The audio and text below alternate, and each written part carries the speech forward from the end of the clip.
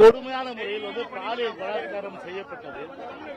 இதுவரை அவர் எங்கே இருக்கார் என்று கூட யாருக்குமே தெரியவில்லை. அவரோடு இருந்த நண்பர் அவரும் எங்கே இருக்கார் என்ற அந்த தகவல் யாருக்கு தெரிவிக்கப்படவில்லை. அது ஒரு மர்மமாகவே இருக்கின்ற ஒரு நிலை.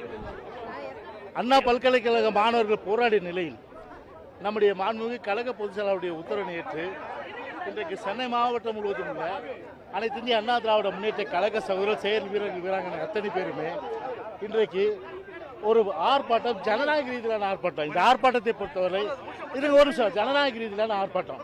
இது ஒரு வன்முறை கிடையாது இதில். ஆனால் இது தடை செய்யப்பட்ட பகுதின்னு சொல்லி போலீஸ் சொல்றாங்க. தடை செய்யப்பட்ட பகுதினா இந்த 3 வருஷத்துல பிசிக ஆர்ப்பாட்டம் பண்ணிருக்கு, காங்கிரஸ் ஆர்ப்பாட்டம் பண்ணிருக்கு, திமுக ஆர்ப்பாட்டம் பண்ணிருக்கு, இன்னைக்கு எல்லாமே ஆர்ப்பாட்டம் பண்ணி அவங்க மேல எந்த வழக்கு கிடையாது.